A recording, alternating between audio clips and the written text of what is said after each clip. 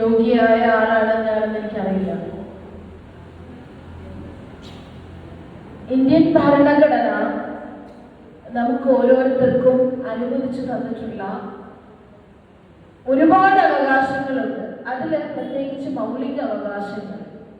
ഈ മൗലിക അവകാശങ്ങളിൽ തന്നെ മതത്തിൽ വിശ്വസിക്കാനും വിശ്വസിക്കാതിരിക്കാനും ഈ രണ്ട് കാറ്റഗറിയിലും പെട്ട ആളുകളെ തുല്യമായി കാണുന്ന അപൂർവ രാജ്യങ്ങളിൽ ഒന്നാണ് ഇന്ത്യ.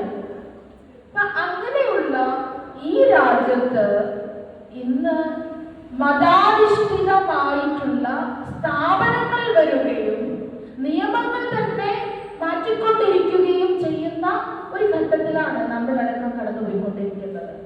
അപ്പൊ ഈ വിഷയത്തിൽ ഞാൻ കുറച്ചുകൂടി ഈ ഒരു മതവും ഭരണഘടനയും ഒക്കെ ബന്ധപ്പെട്ടുകൊണ്ട് പറയാനാണ് ഞാൻ ആഗ്രഹിക്കുന്നത്. ബോഡി പൊളിറ്റിക്സ് ഒക്കെ ബന്ധപ്പെട്ടുകൊണ്ട് സംസാരിക്കാൻ നിരവധി ആളുകൾ അതിനേക്കാൾ യോഗ്യരായ ആളുകളുണ്ട്. അപ്പൊ ഞാൻ അതുകൊണ്ട് അതിനെ അങ്ങനെ ആ ഒരു കൃത്യമായ ആ ഒരു വിഷയത്തിലേക്ക് നിൽക്കുന്നില്ല എന്ന് ഞാൻ നിങ്ങളോട് ക്ഷമാപണം നടത്തുകയാണ്. നമുക്കറിയാം, ഇന്ന് മുമ്പത്തേക്കാൾ അധികമായി ആളുകൾ ഓരോ മതത്തിലേക്ക് കൂടുതലായി വരികയും അതല്ലെങ്കിൽ മതത്തിൽ വിശ്വസിക്കാത്തവർക്ക് പോലും ആ മതത്തിന്റെ ചില ഇതിലൂടെ കടന്നു പോവുകയും ചെയ്യേണ്ട ഒരു സാഹചര്യമുണ്ട്. അപ്പൊ അതിലൂടെ അല്ലാതെ നമുക്ക് കടന്നു പോകാനാവില്ല എന്നുള്ളതാണ്. അപ്പോ നമുക്കറിയാം, ഈ പ്രത്യേകിച്ച് പ്രോപ്പർട്ടി ലോസ് ഒക്കെ ബന്ധപ്പെട്ടുകൊണ്ട് നമ്മൾ ജനിച്ച മതം ഏതാണോ ആ മതപ്രകാരം മാത്രമേ മിക്കവാറും എല്ലാ ആളുകൾക്കും പ്രോപ്പർട്ടിയുടെ ഇൻഹെറിറ്റൻസ് വരുന്നുള്ളൂ എന്നുള്ളതാണ്. അപ്പൊ അവിടെ നമ്മൾ ചോയ്സേ അല്ല. നമ്മൾ മതം വിട്ടാലും നമ്മൾ അല്ലെങ്കിൽ മറ്റൊരു മതത്തിലേക്ക് മാറിയാലും എല്ലാം തന്നെ അവിടെ കൃത്യമായി പറഞ്ഞു വെച്ചിട്ടുണ്ട്.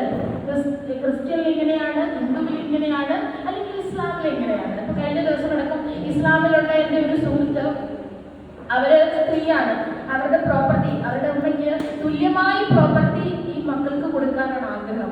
പക്ഷെ അവർക്കത് സാധിക്കില്ല. അപ്പൊ ബാക്കി എല്ലാ ആളുകൾക്കും വേണമെങ്കിൽ വസിയത്ത് എഴുതിയാൽ മതി.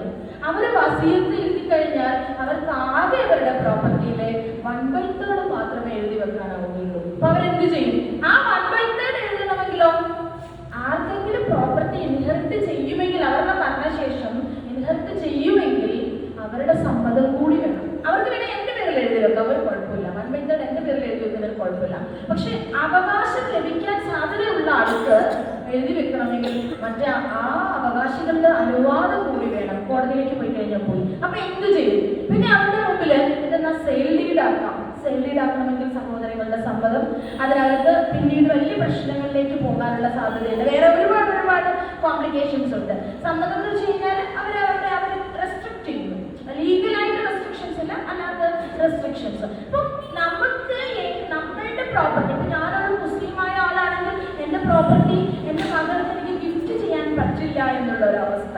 അതുപോലെ തന്നെ നമുക്കറിയാം, ഇപ്പൊ നേരത്തെ സംസാരിക്കേണ്ടായി നമുക്ക് ഈ ഹിന്ദുവിൽ ഗാർഡിയൻഷിപ്പുമായി ബന്ധപ്പെട്ടുകൊണ്ട് 1956 മുതൽ 99 വരെ ആ നിയമം നിലനിൽക്കുമ്പോൾ ഇവിടെ പുരുഷന്മാർക്ക് മാത്രമാണ് കുട്ടിയുടെ ഗാർഡിയൻഷിപ്പ്, നാച്ചുറൽ ഗാർഡിയനായിട്ട് അച്ഛനെയാണ്, ആഫ്റ്റർ ഫാദറാണ് മദറിന് വരുന്നത് റൈറ്റ്. പക്ഷേ 99 ഗീതാ ഹരിഹരൻ വേഴ്സസ് RBI എന്ന് പറയുന്ന കേസ് വരുമ്പോഴാണ് രണ്ടുപേർക്കും തുല്യതയുണ്ട് എന്ന് പറഞ്ഞത്. അപ്പൊ നമ്മുടെ മുമ്പിൽ നമുക്ക് മനസ്സിലാക്കാൻ പറ്റുന്നത് ഈ നിലനിൽക്കുന്ന നിയമം, നിലനിൽക്കുന്ന കസ്റ്റം, ഇതെല്ലാം തന്നെ സ്ത്രീകളെ ഡിസ്ക്രിമിനേറ്റ് ചെയ്യുന്ന തരത്തിലാണ് എഴുതി വെക്കപ്പെട്ടിട്ടുള്ളത്. അതിന് ജുഡീഷ്യൽ വലിയ റോള് വഹിച്ചിട്ടുണ്ട്. പല ഈ പറയുന്ന ഗീതാ ഹരിഹരനിലൂടെ നമുക്കറിയാം, ഈ ശാഖയിലൂടെ ഒക്കെ തന്നെ നമ്മുടെ റൈറ്റ് എങ്ങനെയാണ് സംരക്ഷിക്കുക, അതിനുശേഷം നിയമം വരുന്നു. അപ്പൊ പല നിയമങ്ങളും വരുന്നതിന് തന്നെ കോടതികൾ കാരണമാകുന്നുണ്ട്. അപ്പൊ നമുക്ക് കോടതിയിലുള്ള പ്രതീക്ഷയെ നമുക്ക് തകർക്കാൻ പറ്റില്ല. കോടതിയിൽ നമുക്ക് പ്രതീക്ഷയുണ്ട്, നമ്മുടെ ഭരണഘടനയിൽ നമുക്ക് പ്രതീക്ഷയുണ്ട്. ആർട്ടിക്കിൾ 15(3) പലപ്പോഴും നമുക്കറിയാം പുരുഷ കമ്മീഷനാണ്. ഇപ്പൊ ഏറ്റവും വലിയ ചർച്ച പുരുഷ കമ്മീഷനാണ്. അപ്പൊ എല്ലാവരും ചോദിക്കുന്ന ഒരു ചോദ്യമുണ്ട്, പുരുഷ കമ്മീഷൻ, നിങ്ങൾക്ക് സ്ത്രീകളുടെ കമ്മീഷൻ ഉണ്ടെങ്കിൽ ഞങ്ങൾക്ക് ആയിക്കൂടെ? ആകാൻ പറ്റില്ല. കാരണം സ്ത്രീകൾക്ക് വേണ്ടി വനിതാ കമ്മീഷൻ വരുന്നത് ഭരണഘടന തരുന്ന ആർട്ടിക്കിൾ 15(3) പ്രൊട്ടക്ഷനിലാണ്. നമുക്ക് ഇന്ത്യയിലെ ഭരണഘടന ഗ്യാരണ്ടി ചെയ്യുന്ന തുല്യത എന്ന് പറയുന്നത് ആർട്ടിക്കിൾ 14. അതുപോലെ തന്നെ ആ എല്ലാവരും തുല്യരാണ്. എല്ലാവരും തുല്യരാണെന്ന് വെച്ചാൽ എല്ലാവരും ആളുകളായി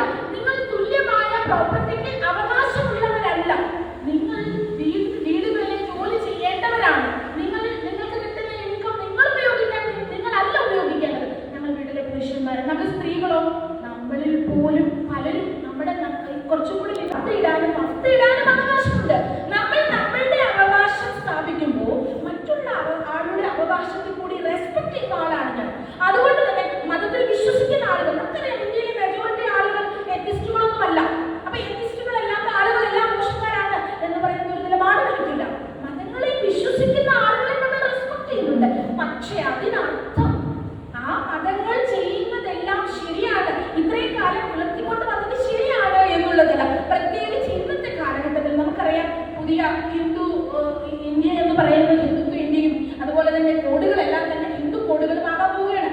നമ്മളിൽ പല ആളുകൾക്കും പറയാം, നമ്മളെല്ലാവരും ഈ പറയുന്ന യൂണിഫോം സിവിൽ കോഡിനെ സപ്പോർട്ട് ചെയ്യുന്നവരാണ്. പക്ഷേ നമ്മൾക്ക് അതിൽ നിന്ന് പോലും പിന്നോട്ട് പോകേണ്ട ഒരു കാലഘട്ടത്തിലൂടെയാണ് നമ്മൾ നടന്നുപോയിക്കൊണ്ടിരിക്കുന്നത്. കാരണം വരാൻ പോകുന്ന യൂണിഫോം സിവിൽ കോഡ് എന്ന് പറയുന്നത് മിക്കവാറും അത് ഹിന്ദു കോഡാകാം. അപ്പൊ മതാധിഷ്ഠിതമായ ചിഹ്നങ്ങളും മതാധിഷ്ഠിതമായ ഇൻസ്റ്റിറ്റ്യൂഷനുകളും നിയമങ്ങളും എല്ലാം തന്നെ നമ്മളുടെ പേരിൽ ആധിപത്യം പുലർത്താൻ പോകുന്ന ഒരു കാലഘട്ടത്തിൽ ചിലപ്പോൾ നമുക്ക് മതങ്ങളുടെ സംരക്ഷണത്തിന് വേണ്ടി കൂടി സംസാരിക്കേണ്ടി വരാറുണ്ട്.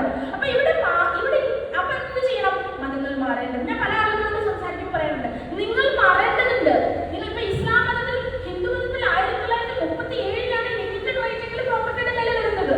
അപ്പൊ ഈ എന്നുവെച്ചാൽ അവരുടെ ജീവിതകാലം വരെ അത് വെച്ച് അനുഭവിക്കാനുള്ള ഒരു റൈറ്റെങ്കിലും വരുന്നത്. അതിനും എത്രയോ കാലം മുന്നേ ഇസ്ലാമിലെ സ്ത്രീകൾക്ക് ചെറുതെങ്കിലും ഒരു പ്രോപ്പർട്ടി റൈറ്റ് ഉണ്ട്. അപ്പൊ ഞാൻ പറയാറുണ്ട്, ഏറ്റവും ആദ്യം നിങ്ങളാണ് പ്രോപ്പർട്ടി റൈറ്റ് കൊടുത്തത്. അപ്പൊ ബാക്കിയുള്ളവരെല്ലാം മാറുമ്പോഴും നിങ്ങൾ എന്തുകൊണ്ട് മാറുന്നില്ല? ഇവരൊക്കെ മാറി നമുക്ക് മതത്തെ സമയത്ത് വേഷവിധാനങ്ങളൊക്കെ തന്നെ റിലീജിയസ് പറ്റുള്ളൂ. അതൊക്കെ ചെയ്യേണ്ടി വരുന്ന ഒരു സാഹചര്യത്തിലൂടെ നമ്മൾ കടന്നു പോകുമ്പോൾ അതിനകത്ത് നവീകരണം വരേണ്ടതുണ്ട്. അപ്പൊ എന്തുകൊണ്ടാണ് കനകദുർഗയും ബിന്ദുവും ശബരിമലയിൽ കയറിയതെന്ന് പറയുമ്പോൾ തുല്യനീതിക്ക് വേണ്ടി തന്നെയാണ്. അപ്പൊ നിങ്ങൾ എന്തുകൊണ്ട് കയറി? നിങ്ങളായിരുന്നില്ലല്ലോ കയറേണ്ടത് എന്ന് പറയുമ്പോൾ നമുക്കറിയാം, ഇന്ത്യയിലെ പ്രത്യേകിച്ച് കേരളത്തിൽ നടന്ന നവോത്ഥാന മൂവ്മെന്റുകളിലൊക്കെ തന്നെ കൃഷ്ണപിള്ളയെ പോലെയുള്ള ആളുകളൊക്കെ തന്നെ അത് ഏതെങ്കിലും മതത്തിന്റെ വിശ്വാസം കൊണ്ടോ ഒന്നുമല്ല, അവര് ചെയ്തിട്ടുള്ള ഒരുപാട് കാര്യങ്ങളുടെ ഗുണഫലം അനുഭവിക്കുന്ന നമ്മളാണ് പറയുന്നത്. നമുക്ക് വീഴ്ചവെക്കാൻ പറ്റില്ലായിരുന്നു, നമുക്ക് മാറി മറിക്കാൻ പറ്റില്ലായിരുന്നു. ഇതൊക്കെ ഏതെങ്കിലും മതത്തിന്റെ ഭാഗമായി നിന്ന ആളുകൾ ചെയ്ത മൂവ്മെന്റുകളല്ല. അപ്പൊ അങ്ങനെ വലിയൊരു വലിയ മാറ്റത്തെ സമര പ്രക്ഷോഭങ്ങളിലൂടെ മാറ്റിയെടുത്ത നമ്മുടെ മുൻ തലമുറയിലുള്ള ആളുകളെ പോലും അപമാനിക്കുന്ന തരത്തിലാണ് ഇന്ന് പലപ്പോഴും നമുക്കറിയാം തെരുവുകളിൽ ചെറുപ്പക്കാർ ഇത്തരത്തിലേക്ക് നമ്മുടെ ബോഡി ഇംപ്യൂറാണ്, സ്ത്രീകളുടെ ശരീരം ഇംപ്യൂറാണ്, ഞങ്ങൾ എന്ന് പറയുന്ന തരത്തിലേക്ക് ചെറുപ്പക്കാരടക്കം മാറുമ്പോൾ ഇപ്പൊ വിങ്സിനെ പോലെയുള്ള ഓർഗനൈസേഷനൊക്കെ വളരെ വലിയ റോളുണ്ട് സമൂഹത്തില് മാറ്റം കൊണ്ടുവരുന്നതിന്. നമുക്കറിയാം, ഇപ്പോ വിഞ്ഞാമയുടെ ഒക്കെ പണ്ട് എന്റെ ചെറുപ്പകാലത്താണ്, എനിക്കൊരു 15+ ഒക്കെ ഉള്ള സമയത്താണ്, 17-18 ആ സമയത്താണ് നമ്മൾ ആ സമരമൊക്കെ കാണുന്നത്. അപ്പൊ അതൊക്കെ നമുക്ക് ഭയങ്കര ഇൻസ്പിറേറ്റ് ആണ്. എനിക്ക് ഓർമ്മയുള്ളത് കൂടെ അറിയില്ല, അന്ന് അഗ്രികൾച്ചർ സംബന്ധിച്ച ഒരു പ്രോഗ്രാമിൽ വരികയും കാണുകയും ഒക്കെ നമ്മൾ ഭയങ്കര ഇൻസ്പിറേഷനിലാണ് ആളുകളെയൊക്കെ നോക്കി കാണുന്നത്. അപ്പൊ അതിൽ നിന്ന് മേഡം പറയുന്നത് പോലെ എന്തെങ്കിലും എത്തുമ്പോൾ എല്ലാ ആളുകളും ഈ തരത്തിലേക്കുള്ള ഡ്രസ്സുകളിലേക്കൊക്കെ മാറുകയൊക്കെ ചെയ്യുന്നു. പക്ഷെ നമ്മൾ എപ്പോഴും കാണും ഡ്രസ്സിന് ജെൻഡർ ഉണ്ട്. നമ്മൾ പുരുഷന്മാരുടെ ഡ്രസ്സ് നമ്മൾ ചൂസ് ചെയ്യുന്നുണ്ട്, പക്ഷെ പുരുഷന്മാർ ആ ഡ്രസ്സ് സ്ത്രീ. അപ്പൊ അത് ഡ്രസ്സ് എന്ന് പറയുമ്പോൾ നമുക്ക് മാത്രമല്ല, ഡ്രസ്സിനടക്കം ജെൻഡർ ഫിക്സ് ചെയ്ത് കൊടുത്തിരിക്കുകയാണ്. അപ്പൊ ആ സമൂഹം ഇപ്പോൾ ഒഴുതാകുന്ന ദിവസമൊക്കെ നമുക്ക് ഭയങ്കര സന്തോഷമുണ്ട്. അപ്പൊ ഇങ്ങനെ പല ആളുകളും നമുക്ക് കാണാൻ കഴിയുന്നുണ്ട്. പക്ഷെ ഇപ്പോഴും എനിക്ക് കഴിയുമോ എന്ന് ചോദിച്ചു കഴിഞ്ഞാൽ ചിലപ്പോൾ എനിക്കത് കഴിയണമെന്നില്ല. പക്ഷെ സമൂഹത്തില് മൊത്തത്തില് മാറേണ്ടതുണ്ട്. നമ്മൾ ഈ പറയുന്ന തരത്തിലേക്ക് തുല്യത എന്ന് പറയുന്നത് നമ്മുടെ അവകാശമാണ്, നമ്മുടെ ജന്മാവകാശമാണ്. നമ്മൾ ജനിക്കുമ്പോൾ തന്നെ നമുക്ക് കിട്ടുന്ന ഒരു അവകാശമാണ്. ആ തുല്യതയിലേക്ക് നമ്മൾ വരണം. പുരുഷന്മാരെ എന്നെ സംബന്ധിച്ച് ഞാൻ പുരുഷന്മാരെ വെറുത്തുകൊണ്ടല്ല, തുല്യമായി കണ്ടുകൊണ്ട് തന്നെയാണ് മുന്നോട്ട് പോകുന്നത്. പക്ഷെ നമ്മുടെ തുല്യതയും അവർ റെസ്പെക്ട് ചെയ്യും.